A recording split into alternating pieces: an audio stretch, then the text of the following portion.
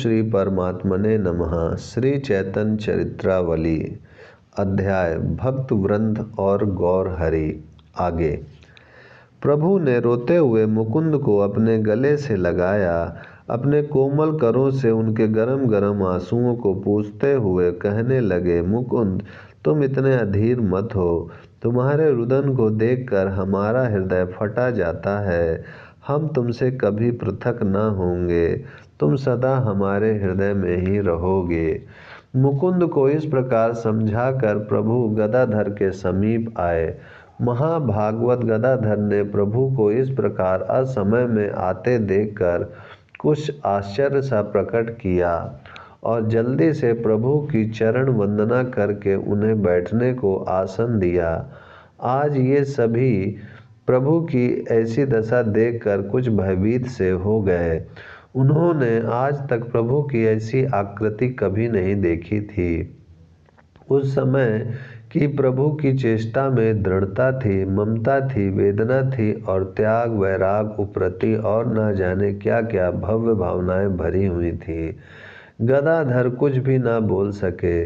तब प्रभु आप से आप ही कहने लगे, गदाधर तुम्हें मैं एक बहुत ही दुखपूर्ण बात सुनाने आया हूँ। बुरा मत मानना। क्यों बुरा तो न मानोगे। मानो गदाधर के ऊपर यह दूसरा प्रहार हुआ। वे उसी भांति चुप बैठे रहे। प्रभु की इस बात का भी उन्होंने कुछ उत्तर नहीं दिया। तब प्रभु कहने लगे, मैं अब तुम लोगों से पृथक हो जाऊंगा। अब मैं इन संसारी भोगों का परित्याग कर दूंगा और यति धर्म का पालन करूंगा। गदाधर तो मानो काठ की मूर्ति बन गए। प्रभु की इस बात को सुनकर भी वे उसी तरह मौन बैठे रहे। इतना अवश्य हुआ कि उनका चेतना शून्य शरीर पीछे की दीवाली की ओर स्वयं लुढ़क पड़ा। प्रभु समीप ही बैठे थे। थोड़ी ही देर में गदाधर का सिर प्रभु के चरणों में लौटने लगा। उनके दोनों नेत्रों से दो जल की धाराएं निकलकर प्रभु के पाद पद्म को प्रक्षालित कर रही थीं। उन गरम गरम अश्रुओं के जल से प्रभु के शीतल कोमल चरणों में एक प्रकार की और अधिक ठंडक सी पड़ने लगी। उन्होंने गदाधर के सिर को बलपूर्वक उठाकर अपनी गोदी में रख लिया और उनके आंसू पोंछते हुए कहने लगे, गदाधर तुम इतने अधीर होगे तो भला मैं अपने धर्म को कैसे निभा सकूंगा। मैं सब कुछ देख सकता हूँ, किंतु तुम्हें इस प्रकार विलखता हुआ नहीं देख सकता। मैंने केवल महान प्रेम की उपलब्धि करने के ही निमित्त ऐसा निश्चय किया है। यदि तुम मेरे इस शुभ संकल्प में इस प्रकार विघ्न उपस्थित करोगे तो मैं कभी भी उस काम को न करूँगा। तुम्हें दुखी छोड़कर मैं शाश्वत सुख को भी नहीं चाहता। क्या कहते हो, बोलते क्यों नहीं। रुंधे हुए कंठ से बड़े कष्ट के साथ लड़खड़ाती हुई वाणी में गदाधर ने कहा, प्रभु मैं कह ही क्या सकता हूँ। आपकी इच्छा के विरुद्ध कहने की किसकी सामर्थ्य है। आप स्वतंत्र ईश्वर हैं। प्रभु ने कहा, मैं तुमसे आज्ञा चाहता हूँ। गदाधर अब अपने वेग को और अधिक ना रोक सके। वे डाह मार मार कर जोरों से रुदन करने लगे। प्रभु भी अधीर हो उठे। उस समय का दृश्य बड़ा ही करुणापूर्ण था। प्रभु की प्रेममय गोद में पड़े हुए गदाधर अबोध बालक की भांति फूट फूट कर रुदन कर रहे थे। प्रभु उनके सिर पर हाथ फेरते हुए उन्हें ढाढ़स बंधा रहे थे। प्रभु अपने अश्रुओं को वस्त्र के छोर से पोंछते हुए कह रहे थे, गदाधर तुम मुझसे पृथक न रह सकोगे। मैं जहाँ भी रहूँगा तुम्हें साथ ही रखूँगा। तुम इतने अधीर क्यों होते हो। तुम्हारे बिना तो मुझे वैकुंठ का सिंहासन भी रुचिकर नहीं होगा। तुम इस प्रकार की अधीरता को छोड़ो। मंगलमय भगवान सब भला ही करेंगे। यह कहते कहते गदाधर का हाथ पकड़े हुए प्रभु श्रीवास के घर पहुँचे। गदाधर की दोनों आंखें लाल पड़ी हुई थीं। नाक में से पानी बह रहा था। शरीर लड़खड़ाया हुआ था। कहीं पैर रखते थे, कहीं जाकर पड़ते थे। संपूर्ण देह डगमगा रही थी। प्रभु के हाथ के सहारे से वे यंत्र की तरह चले जा रहे थे। प्रभु उस समय सावधान थे। श्रीवास सब कुछ समझ गए। उनसे पहले ही नित्यानंद जी ने आकर यह बात कह दी थी। वे प्रभु को देखते ही रुदन करने लगे। प्रभु ने कहा, आप मेरे पिता के तुल्य हैं। जब आप ही इस तरह मुझे हतोत्साहित करेंगे तो मैं अपने धर्म का पालन कैसे कर सकूंगा। मैं कोई बुरा काम करने नहीं जा रहा हूँ। केवल अपने शरीर के स्वार्थ के निमित्त भी संन्यास नहीं ले रहा हूँ। आजकल मेरी दशा उस महाजन साहूकार की सी है जिसका नाम तो बड़ा भारी हो किंतु पास में पैसा एक भी ना हो। मेरे पास प्रेम का अभाव है। आप सब लोगों को संसारी भोग पदार्थों की ना तो इच्छा ही है और न कमी ही। आप सभी भक्त प्रेम के भूखे हैं। मैं अब परदेश जा रहा हूँ। जिस प्रकार महाजन परदेशों में जाकर धन कमा लाता है और उस धन से अपने कुटुंब परिवार के सभी स्वजनों का समान भाव से पालन पोषण करता है, उसी प्रकार मैं भी प्रेम रूपी धन कमा कर आप लोगों के लिए लाऊंगा। तब हम सभी मिलकर उसका उपभोग करेंगे। कुछ क्षीण स्वर में श्रीवास पंडित ने कहा, प्रभु, जो बड़भागी भक्त आपके लौटने तक जीवित रह सकेंगे वे ही आपकी कमाई का उपभोग कर सकेंगे। हम लोग तो आपके बिना जीवित रह ही नहीं सकते।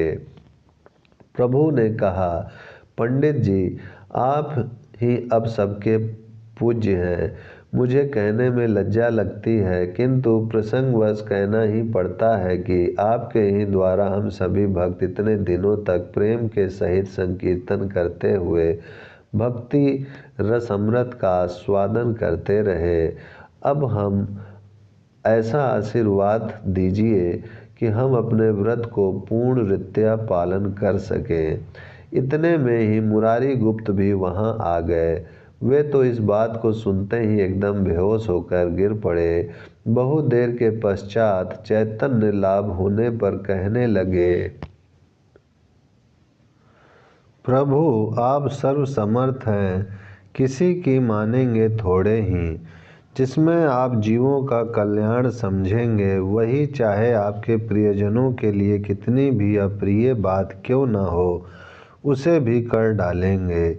किंतु हे हम पतितों के एकमात्र आधार, हमें अपने हृदय से ना भुलाइएगा।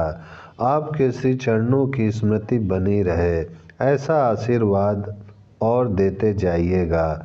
आपके चरणों का स्मरण बना रहे तो यह निरस जीवन भी सार्थक है।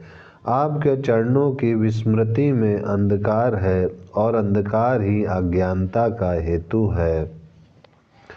प्रभु ने मुरारी का गाढ़ा लिंगन करते हुए कहा, तुम तो जन्म जन्मांतरों के मेरे प्रिय सुहृद हो।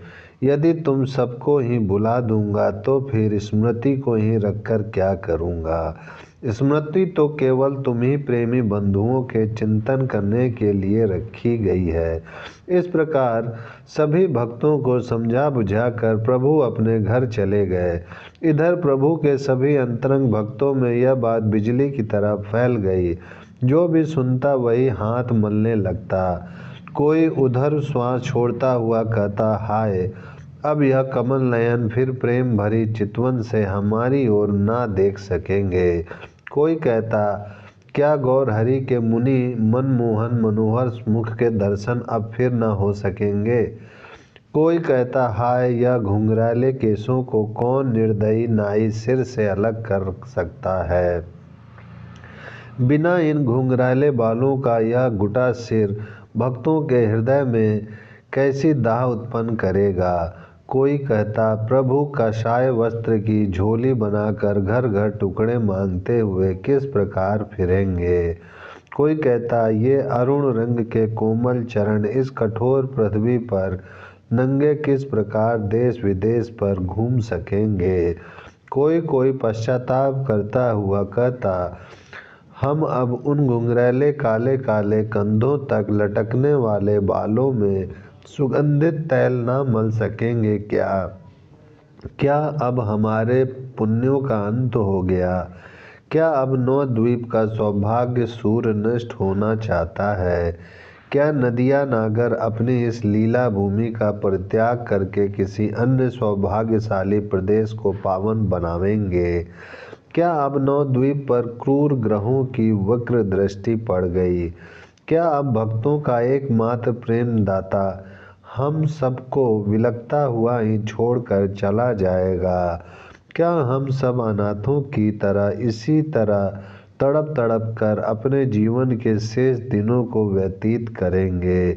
क्या सचमुच में हम लोग जागृत अवस्था में ये बातें सुन रहे हैं, या हमारा यह स्वप्न का भ्रम ही है?